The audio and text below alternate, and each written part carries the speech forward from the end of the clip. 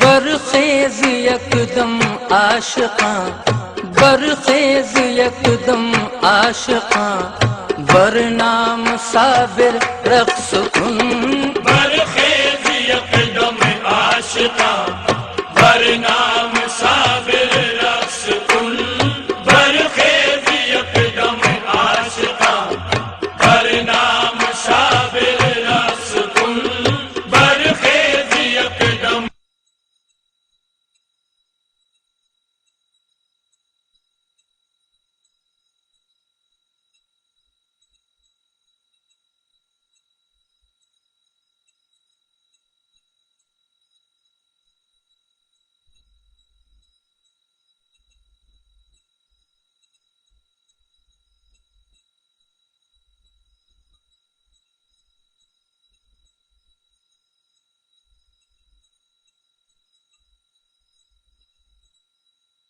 روز ازل میں جب اللہ رب العزت نے ارواح کو پیدا فرمایا تو ارشاد ہوا کہ کیا میں تمہارا رب نہیں ہوں؟ ارواح نے جواباً عرض کیا. اس کے بعد اللہ نے اپنے نور سے کچھ روحوں پر تجلی فرمائی.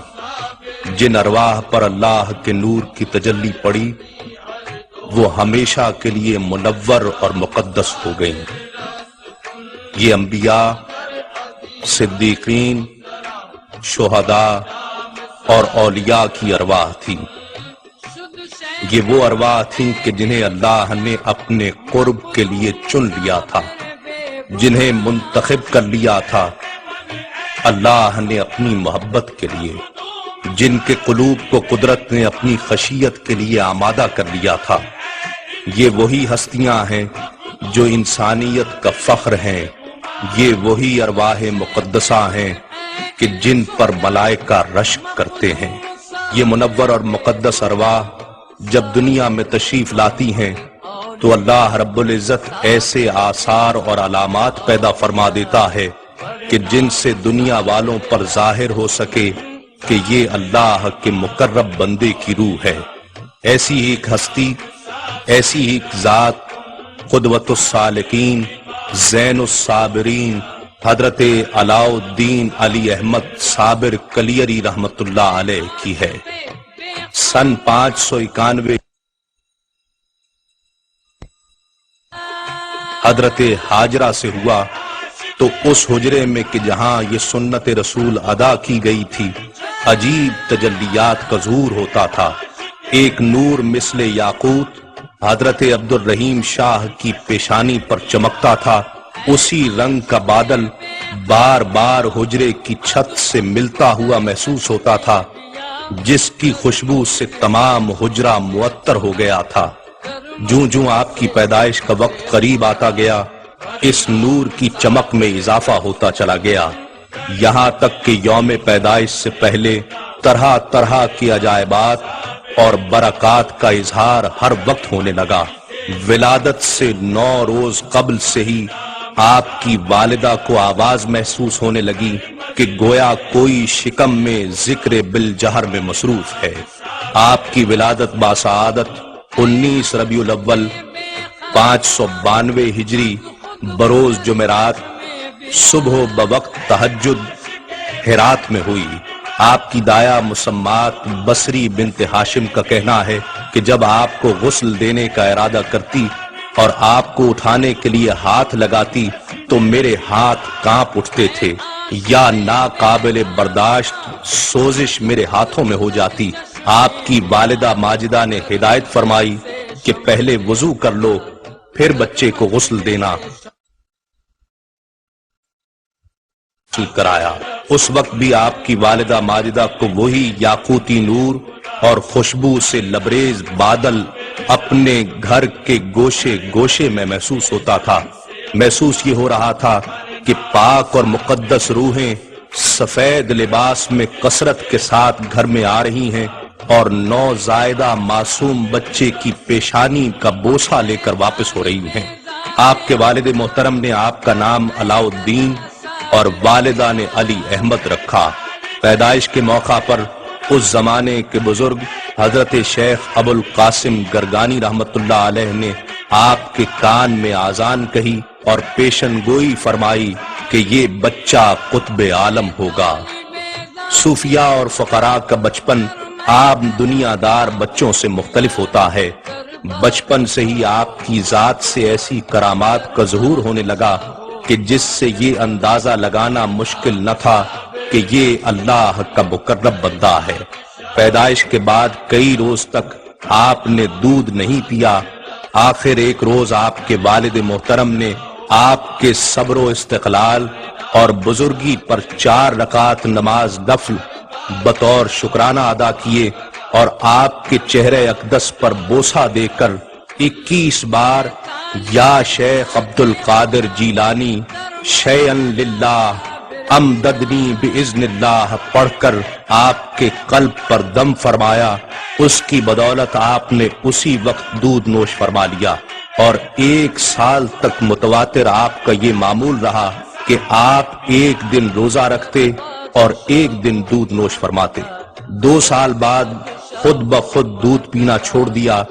ظاہر ہوتا تھا کہ آپ ازل سے ہی روزہ دار، قانے اور منور تشریف لائے ہیں۔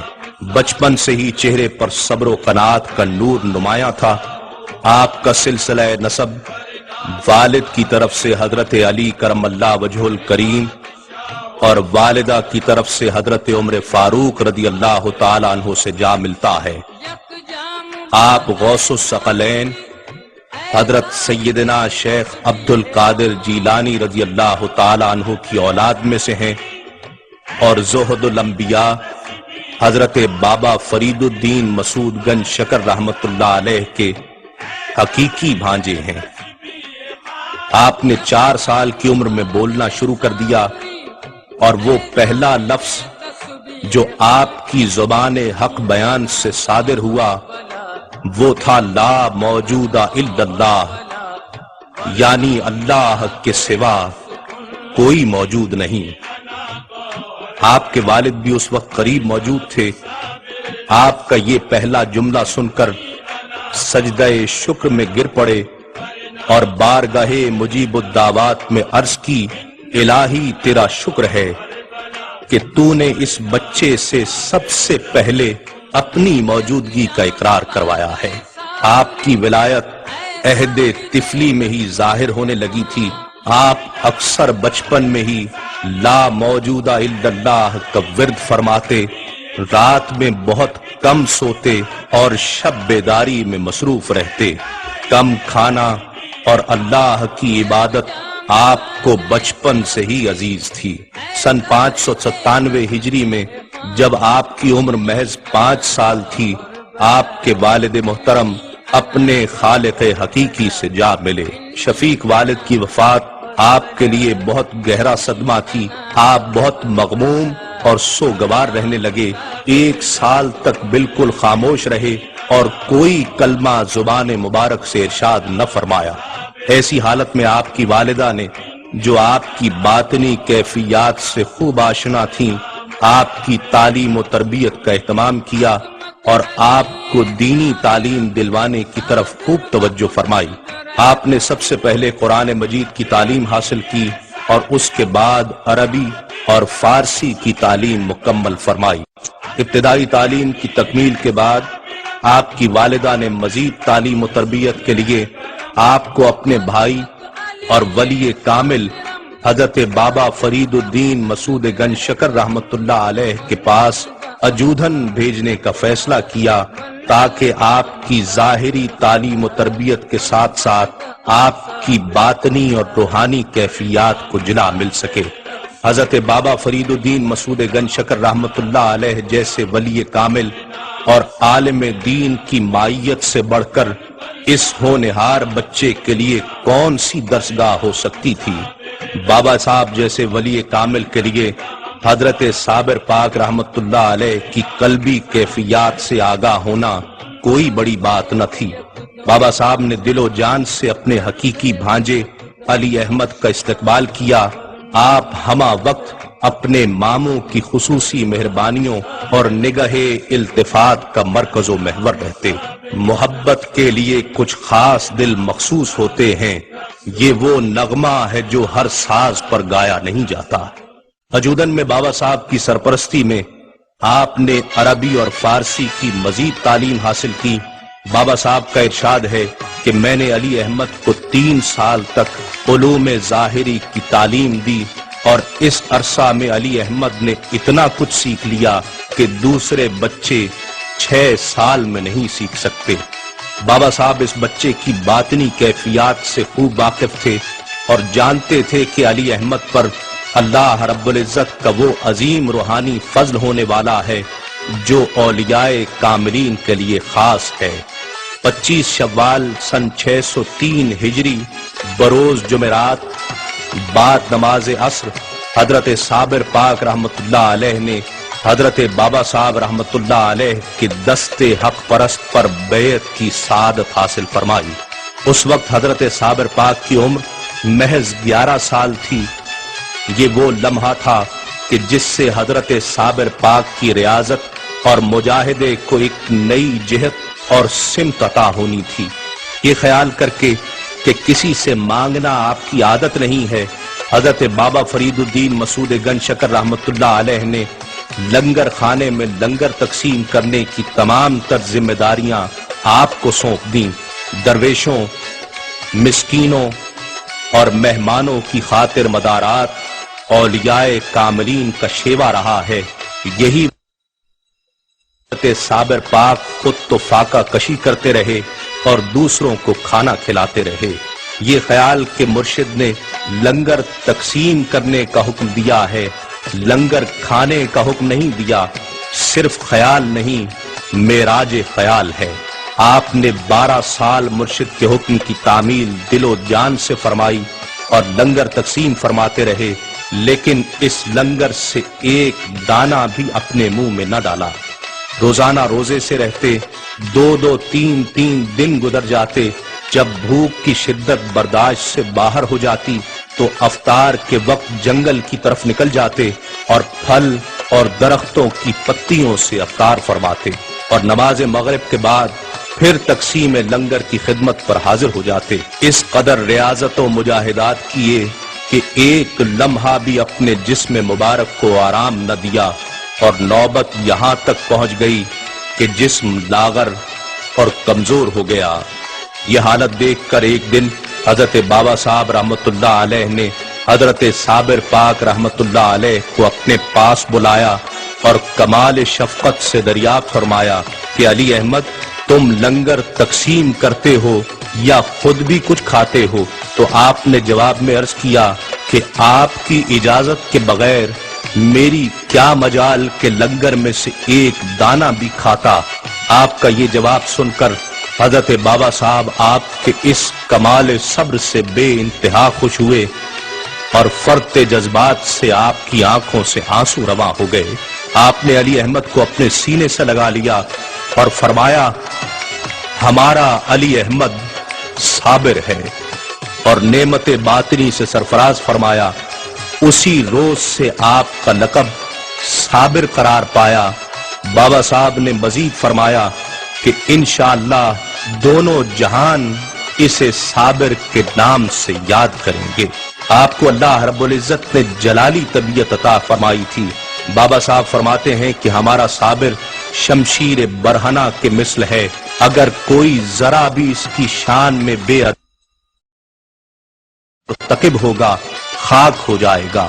آپ فنا فی اللہ کے منصب پر فائز تھے، ہمہ وقت کیفیت جذب اور عالم استغراق میں رہتے، اطراف و اکناف سے بے خبر جمال الہیہ میں مستغرق رہتے۔ عبادت گزاری کا عالم یہ تھا کہ آپ کا وضو کبھی ٹوٹنے نہ پاتا تھا، اور شب و روز اللہ کی یاد میں مصروف رہتے۔ اکثر وقت عوام الناس سے دور اپنے حجرے میں گزارتے، اور کسی کو آپ کے حجرے میں داخل ہونے یا جھانکنے کی جرت و تاب نہ تھی۔ تمام وقت حالت مراقبہ میں رہتے۔ ایک روز آپ کی والدہ ہرات سے وجوداً پاک پتن تشریف لائیں بیٹا جوان ہو گیا تھا۔ ماں کے دل میں بیٹے کے سر پر سہرا سجانے کی خواہش جنم لے رہی تھی۔ ماں نے اپنے بیٹے کے لیے اپنے بھائی حضرت بابا فرید الدین مسعود گنج شکر رحمت اللہ علیہ سے ان کی بیٹی کا رشتہ مانگا۔ بابا صاحب نے فرمایا کہ بہن مجھے کوئی اعتراض نہیں، لیکن علی احمد فنا فی اللہ کے منصب پر فائز ہے، حالت جذب میں رہتا ہے، ہمہ وقت جمال الہیہ میں مستغرق رہتا ہے۔ ماں کا دل ان کیفیات کو نہیں سمجھ رہا تھا۔ وہ تو ہر ماں کی طرح بیٹے کو فقط دولہا بنا دیکھنا چاہتی تھی۔ ماں نے بابا صاحب سے عرض کی کہ میرا بیٹا یتیم ہے، اسی لیے آپ اپنی بیٹی دینے سے پہلو تہی کر رہے ہیں۔ بابا صاحب نے فرمایا بہن ایسی بات نہیں، بہرحال مجھے تمہاری دل شکنی پسند نہیں ہے، میری طرف سے اجازت ہے، تم جب چاہو علی احمد کی شادی میری بیٹی سے کر سکتی ہو۔ والدہ کے اصرار پر 21 شوال سن 613 ہجری بروز بدھ بعد نماز عصر حضرت صابر پاک رحمت اللہ علیہ کا نکاح حضرت بابا صاحب کی صاحبزادی سے ہو گیا۔ رات ہوئی تو آپ کی والدہ نے آپ کے حجرے میں چراغ روشن کر کے دلہن کو حجرے میں پہنچا دیا۔ دلہن ادب و احترام میں دست بستہ کھڑی رہی۔ تہجد کے وقت آپ نے مراقبہ سے سر اٹھایا تو سامنے عورت کھڑی نظر آئی۔ پوچھا کون ہو اور یہاں کیوں کھڑی ہو؟ دلہن نے جواب دیا میں آپ کی زوجہ ہوں اور آپ کی خدمت گزاری کے لیے حاضر ہوں۔ آپ نے فرمایا میرا اللہ وحدہ لا شریک ہے، اس کی کوئی بیوی نہیں اور میں اس کا بندہ ہوں اور اس کے جمال میں مستغرق ہوں۔ یہ فرما کر آپ پھر مراقبہ میں مشغول ہو گئے۔ آپ کی زبان مبارک سے یہ الفاظ ادا ہونے تھے کہ یکدم حجرے میں انوار الہیہ کا نزول ہوا، جنہیں آپ کی دلہن برداشت نہ کر پائی اور بے ہوش ہو کر گر گئی اور کچھ دیر بعد اس دار فانی سے کوچ کر گئی۔ یہ حضرت صابر پاک کی نسبت کا فیض تھا کہ ان کی زوجہ کو بھی جلوہ نور الہی نصیب ہوا، لیکن وہ اس جلوہ کی تاب نہ لا سکیں۔ کچھ عرصہ بعد ہی 2 محرم الحرام سن 614 ہجری بروز جمعۃ المبارک آپ کی والدہ بھی اپنے خالق حقیقی سے جا ملی۔ والدہ کے انتقال کے بعد آپ کی استغراقی حالت شدت اختیار کر گئی اور اس کے بعد آپ نے لنگر تقسیم کرنا بھی ترک کر دیا۔ مقبولان حق پر ایک ایسا مقام بھی آتا ہے کہ وہ دنیا و ما فیہا سے بے نیاز ہو کر اللہ کی محبت میں اس قدر وارفتہ ہو جاتے ہیں کہ ان کے پیش نظر سوائے اللہ کے قرب کے اور کوئی مقصد حیات نہیں رہتا۔ والدہ کے انتقال کے بعد آپ مسلسل 9 سال کا عرصہ حالت استغراق اور عالم جذب میں رہے۔ اولیاء اللہ کا عالم استغراق اس قدر قوی ہوتا ہے کہ جسے دنیا کی کوئی طاقت ختم نہیں کر سکتی، کیونکہ یہ کیفیت اپنی پیدا کردہ نہیں ہوتی بلکہ عطا کردہ ہوتی ہے۔ 9 سال کے استغراق کے بعد حضرت بابا صاحب رحمت اللہ علیہ آپ کے حجرے میں تشریف لے گئے اور آپ کے کان میں 7 مرتبہ کلمہ شریف پڑھا۔ صابر پاک ہوش میں آئے۔ بابا صاحب نے اپنے محبوب مرید کو سینے سے لگا لیا اور اپنی کلاه مبارک پہنا کر سلسلہ چشت کی خلافت سے سرفراز فرمایا اور آپ کو ہندوستان کے ایک قصبہ کلیر میں جا کر گمراہ انسانیت کی رشد و ہدایت کا حکم دیا۔ آپ مرشد کے حکم کی تعمیل کے طور پر کلیر تشریف لائے اور ایک مکان میں سکونت اختیار کر لی اور یاد الہی میں مصروف ہو گئے۔ ادائیگی نماز کے لیے مسجد میں تشریف لے جاتے۔ عصر کی نماز کے بعد آپ نے جامع مسجد میں درس و واعظ کا سلسلہ شروع فرمایا۔ دیکھتے ہی دیکھتے لوگ آپ کے قریب ہوتے چلے گئے۔ کلیر شہر کے قاضی کا نام تبرک تھا۔ وہ خاصا با اثر مگر سخت گیر انسان تھا۔ حضرت مخدوم صابر رحمت اللہ علیہ کی شہرت و مقبولیت کے قصے اس تک بھی پہنچ چکے تھے۔ وہ طبعاً حاسد قسم کا انسان تھا۔ حضرت کی شہرت اسے ایک آنکھ نہ بھائی تو اس نے رئیس شہر سے ملاقات کی اور اس سے کہا کہ ان بزرگ کی شہرت و مقبولیت آپ کے اقتدار کے لیے کسی بھی وقت خطرہ بن سکتی ہے۔ اس طرح آپ کے اور کلیر کے عوام کے درمیان مخدوم صابر حائل ہو جائیں گے۔ آپ کچھ کیجئے۔ رئیس شہر قاضی کی باتوں میں آ گیا۔ اس نے مخدوم صابر کے خلاف سازشیں شروع کر دیں جن میں قاضی تبرک پیش تھا۔ کلیر کے لوگ اس سازش کا شکار ہو گئے۔ وہ ویسے بھی رئیس شہر سے بہت ڈرتے تھے، چنانچہ انہوں نے حضرت صابر پاک رحمت اللہ علیہ سے دوری اختیار کر لی۔ حضرت ان حالات کو تشویش کی نظر سے دیکھ رہے تھے، مگر آپ نے ہمت نہ ہاری اور واعظ و نصیحت کا سلسلہ جاری رکھا۔ لیکن اب لوگ آپ کی بات سننے کو تیار نہ تھے۔ ان کے پاس حضرت صابر پاک کی ہر بات کا ایک ہی جواب تھا، اور وہ یہ کہ ہمارا پیر قرآن پاک ہے اور ہمارا قاضی تبرک ہے۔ یہ باتیں سن کر آپ کو بہت دکھ ہوا، مگر آپ وہیں ڈٹے رہے، کیونکہ یہ آپ کے پیر و مرشد حضرت بابا فرید الدین مسعود گنج شکر رحمت اللہ علیہ کا حکم تھا۔ ایک روز رئیس شہر آپ کو آزمانے کے لیے آپ کی خدمت میں حاضر ہوا اور کہا کہ میری ایک بکری کہیں گم ہو گئی ہے، اگر آپ اس کا پتہ بتا دیں تو میں آپ کا معتقد بن جاؤں گا۔ حضرت نے فرمایا، مجھے تمہارے اعتقاد سے کوئی غرض نہیں، لیکن اگر تم میری آزمائش کے لیے آئے ہو تو لو اللہ کی قدرت کا تماشا دیکھو۔ یہ کہہ کر آپ نے با آواز بلند کہا کہ رئیس شہر قیام الدین کی بکری کس کس نے کھائی ہے، وہ فوراً یہاں آ جائیں۔ آپ کی زبان سے یہ الفاظ ادا ہونے ہی تھے کہ 27 آدمی حیران و پریشان آپ کی خدمت میں حاضر ہو گئے۔ آپ نے قیام الدین کو حکم دیا کہ اپنی بکری کو آواز دو۔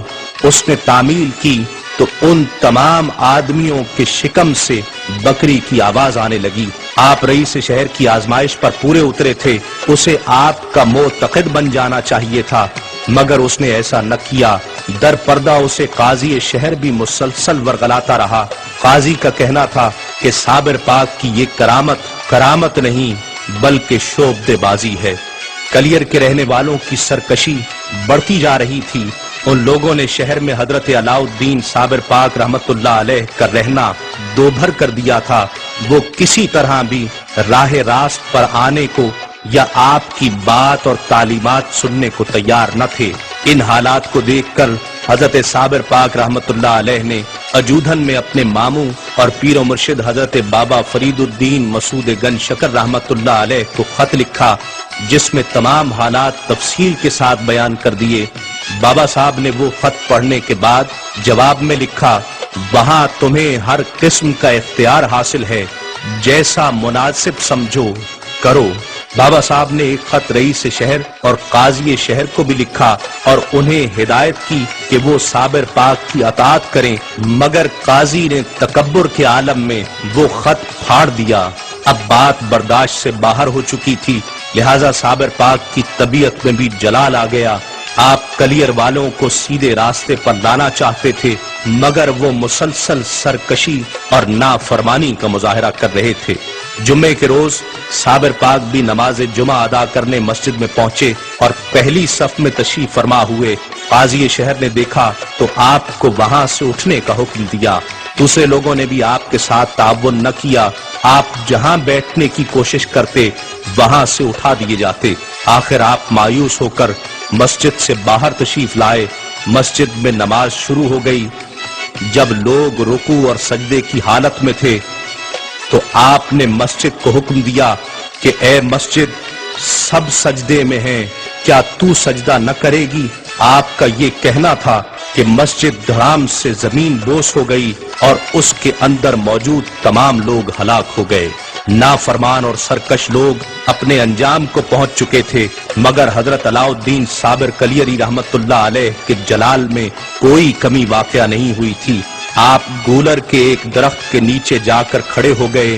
اس وقت آپ کے ہاتھ میں گولر کی شاخ تھی اور آنکھیں آسمان کی طرف تھیں، مگر آپ نے زمین کی طرف دیکھا تو جہاں آپ کی نگاہیں پرجلال پڑتی گئی، شعلے بھڑکتے گئے۔ رفتہ رفتہ اس آگ نے پورے شہر کو اپنی لپیٹ میں لے لیا اور پورا شہر جل کر راکھ ہو گیا۔ کلیر کی ویرانی کے بعد حضرت صابر پاک رحمت اللہ علیہ بڑے ذوق و شوق سے ہر بات سے بے نیاز ہو کر ریاضت و مجاہدہ میں مصروف ہو گئے۔ استغراق اور جذب کا یہ عالم تھا کہ گولر کے درخت کی شاخ کو پکڑ کر کھڑے ہو گئے، نگاہیں تجلیات خداوندی کی منتظر تھیں۔ اسی حالت میں 12 سال کا عرصہ گزر گیا، بدن سوکھ گیا، ہاتھوں اور پیروں کے پٹھے اکڑ گئے، ہڈیوں کے جوڑ ساکت ہو گئے، تمام جسم خشک اور بے حرکت ہو گیا، بس آنکھیں تھیں جو جمال یار کے انتظار میں اسی طرح کھلی تھیں۔ آپ کے جلال کا خوف ایسا تھا کہ کوئی انسان آپ کے قریب آنے کی جرت نہیں رکھتا تھا۔ حضرت بابا فرید الدین مسعود گنج شکر رحمت اللہ علیہ اپنے محبوب مرید کے حال سے واقف تھے۔ آپ نے حضرت شمس الدین پانی پتی رحمت اللہ علیہ سے فرمایا کہ میرا صابر 12 برس سے گولر کی ایک شاخ پکڑے کھڑا ہے، تم ان کی خدمت میں جاؤ اور انہیں بٹھلانے کی کوشش کرو اور انہیں عام زندگی کے معمول میں لانے کی تدبیر کرو، اللہ تمہارا حامی و ناصر ہوگا۔ بابا صاحب نے اس دعا کے ساتھ ساتھ حضرت شمس الدین کو یہ تنبیہ بھی فرمائی کہ صابر کے سامنے سے گزرنے کی کوشش مت کرنا، بلکہ پشت سے ان کی خدمت میں حاضر ہونا۔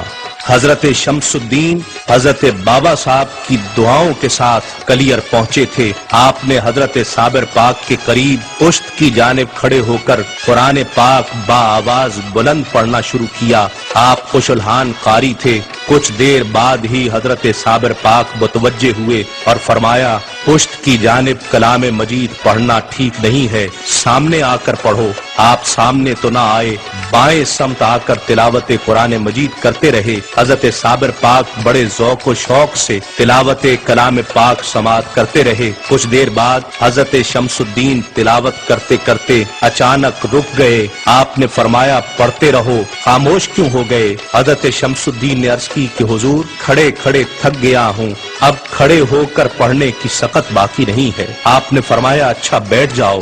عرض کی کہ یہ کیسے ممکن ہے کہ آپ کھڑے رہیں اور میں بیٹھ جاؤں؟ یہ بات سن کر حضرت صابر پاک رحمت اللہ علیہ نے بیٹھنے کا ارادہ کیا، لیکن کیسے بیٹھتے؟